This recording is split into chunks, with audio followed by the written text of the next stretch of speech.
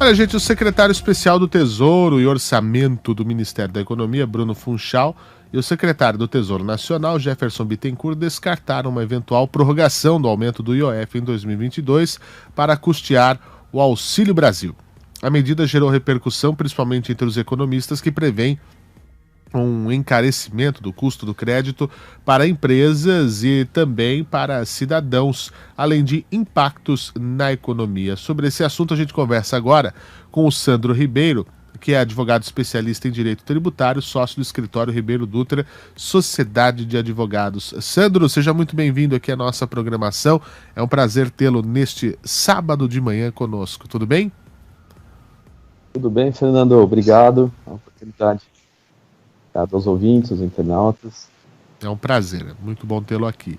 A questão que eu já abro, a gente tem que explicar para as pessoas, né, que muitas vezes há essa dúvida.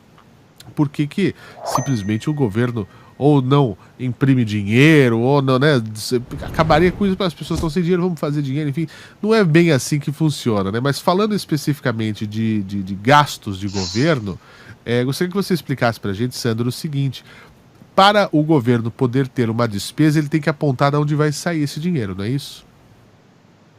Perfeito. E como é que funciona esse trâmite? Explicar para as pessoas por que ele não pode simplesmente, nós vamos fazer um novo auxílio, vai dar um bom dinheiro para todo mundo e vai ser isso aí.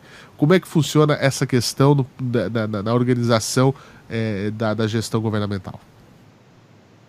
Perfeito, Fernando. Então, para que o governo possa cumprir o seu orçamento, para que ele possa desenvolver a atividade econômica, ele precisa arrecadar tributos. Ele olha para as oportunidades e balizamentos funcionais, ele busca, através do orçamento, instituir ou aumentar impostos, contribuições, taxas, né? E nesse contexto, quando o governo ele vai preparar o orçamento, ele enxerga também a oportunidade de criar tributos, né, ou aumentar tributos dentro do próprio exercício financeiro. Nós temos no ano que vem um pleito eleitoral, e existem balizas constitucionais que impedem que você aumente despesas ou você aumente impostos no exercício onde houver esse pleito eleitoral. Então, nesse contexto, o governo federal utilizou os instrumentos regulatórios, né, através de aumentos de alíquota, como foi o caso do IOF, para aumentar a arrecadação do Auxílio Brasil. E nesse ponto, o que é importante ter é que existe um balizamento da Constituição.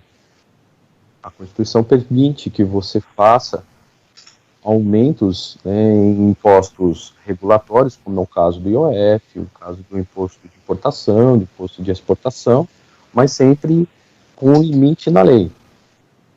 Atualmente, o limite na lei ele está fixado em 1,5%. Então, quando nós temos esse aumento, né, para as pessoas físicas ou jurídicas, que você parte de uma alíquota de 82 centésimos, né, de milésimos percentual, para 1.118 milésimos, centésimos, milésimos percentual, no caso das pessoas físicas, você tem um balizamento já feito pela legislação. E aí você tem esses aumentos de receita por parte do governo, mas, por um outro lado, também essa intervenção econômica traz algum questionamento dos contribuintes por causa do aumento do crédito, né, principalmente crédito pessoal, crédito das pessoas jurídicas, dentro desse contexto de mercado. Então, basicamente, é assim que a economia se desenvolve e que o governo arrecada os tributos. Agora, em especial, por que estavam falando do IOF? Em especial do IOF, porque você tem, né, um contexto do IOF ligado no passado a uma rejeição congressual, né, o Congresso Nacional rejeitou a CPMF. Então, ficou esse espaço do IOF para regulação de economia. Nós temos hoje uma questão do Auxílio Brasil, precisando, né, aumentar a arrecadação para você poder fazer distribuição de renda.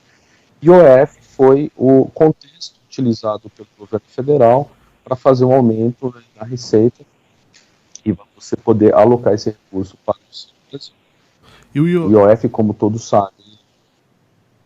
Não, pois não, pode continuar, por gentileza. O IOF, como todos sabem, é um imposto que você pode aumentar a alíquota no mesmo exercício financeiro, ou seja, se você baixa um decreto executivo, que é também uma outra mitigação, né, da legalidade, você pode baixar através do ato do executivo, você faz isso no mesmo exercício financeiro. Você tem um decreto baixado no dia 17, com a vigência já para o dia 20 de setembro. Ou seja, ele tem uma eficácia extremamente rápida de aumento da arrecadação, ao contrário de outros tributos, por exemplo, o imposto de renda, que você tem que respeitar o princípio da anterioridade tributária. Ou seja, você só poderia cobrar, né, no próximo exercício seguinte. Agora, o que seria bacana, né? O que a gente pode ver? Porque fala dessa questão do encarecimento do custo do crédito. Isso, de fato, pode acontecer, não pode acontecer? Com já está descartado por membros da economia essa prorrogação do aumento do IOF para o ano que vem. Mas tudo pode acontecer, né? A gente, em se tratar de política econômica, tudo pode acontecer, não é? Perfeito, mas como eu coloquei, Fernando, nós temos nesse contexto, de fato, um aumento, né, um encarecimento do crédito pessoal, né, um crédito para financiamento, por exemplo, de imóveis não residenciais, só que você tem dentro de um contexto de um período determinado, ou seja, de 20 de setembro até 31 de dezembro, você tem a possibilidade de ter um aumento no custo do crédito, das operações de crédito. Já no próximo exercício, você teria, em tese, né, um impedimento do aumento do IOF. Agora, o ano que vem é um sim. ano... Pois não. O ano que vem é um ano de eleições, então você tem alguns balizamentos em termos de orçamento para você impedir o aumento do IOF. Agora, eu gostaria de saber, doutor, especificamente dessa questão tributária, né? No Brasil, a gente reclama, né? Paga-se muito, só que a gente não vê, né? O tributo, como o senhor disse na abertura da nossa entrevista, é a maneira como o governo arrecada, né?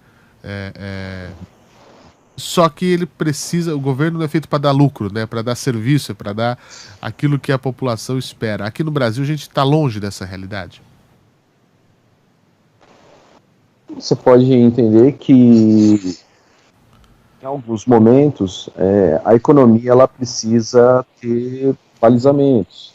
Eu gostaria de falar especialmente a questão do IOF. Nós temos um momento de inflação, mas por um outro lado também a necessidade de você ter um capital, um custo de capital barateado para que você possa ter novos investimentos. Os impostos regulatórios eles têm essa característica. Se vocês analisarem o IOF, o imposto de importação, o imposto de exportação, não são tributos que têm uma característica de arrecadação. Do outro lado, eles têm uma característica de balizamento da economia. O Estado intervindo na economia e diminuindo, por exemplo, o consumo, diminuindo o endividamento das famílias, mas, por um outro lado, também ele dificulta o investimento.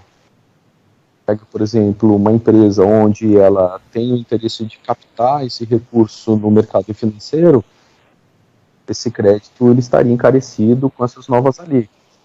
Então, você tem algumas características dos tributos, e é importante analisar a questão do IOF, principalmente, onde você tem essa diferença e essa manobra por parte da política econômica, mas há uma visão de intervenção da economia, onde você tem esses balizamentos, esses interesses para que você possa equilibrar o mercado de compra e venda de crédito.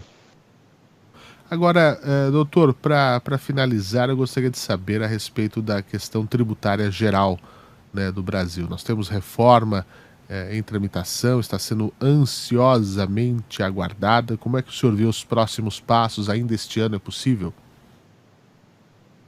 Acredito que sim, acredito que sim. Se tiver uma boa vontade política, se você tiver realmente o engajamento da classe política para resolver essa questão, destravar a pauta para que você possa ter uma aprovação, eu vejo com bons olhos.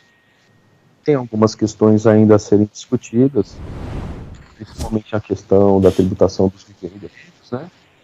A questão da parte de repartição da partição do ICMS, mas eu acredito que haja uma necessidade, sim, da reforma tributária. A gente aguarda com muita expectativa essa questão, porque a gente possa ver realmente a tributação sendo bem utilizada, porque aí acho que ninguém vai reclamar de pagar. Eu gostaria de agradecer ao Sandro Ribeiro, advogado especialista em direito tributário, sócio do escritório Ribeiro Dutra, Sociedade de Advogados, por ter estado conosco aqui no nosso Pan News de sábado. Até uma próxima, doutor. Muito obrigado pela generosidade em nos atender. Obrigado, Fernando. Um bom dia a todos. Bom dia. 11 horas e 17 minutos, nós temos mais...